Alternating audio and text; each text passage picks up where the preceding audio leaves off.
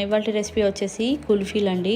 ఇప్పుడు సమ్మర్ వచ్చేసింది కదా, పిల్లలు ఐస్ క్రీమ్స్ అంటూ మారం చేస్తూ ఉంటారు. సో అలాంటప్పుడు ఇలా ఇంట్లోనే చాలా సింపుల్గా అండ్ ఈజీగా చేసి పెట్టండి.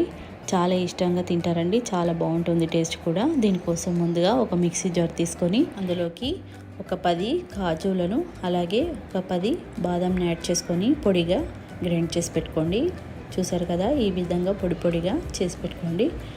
అలాగే ఒక చిన్న బౌల్ తీసుకొని అందులోకి ఒక అరకప్పు వరకు యాడ్ చేసుకోండి. పాలు యాడ్ చేసుకొని ఇందులోకి నేను ఇక్కడ వీకిఫైడ్ కస్టర్డ్ పౌడర్ని యూస్ చేస్తున్నానండి.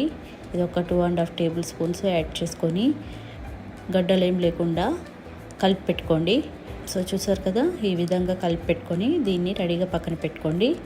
అలాగే పొయ్యి వెలిగించి కడాయి పెట్టుకొని అందులోకి ఇంతకుముందు ఒక 1/2 కప్పు తీసుకున్నాం కదా, మిగిలిన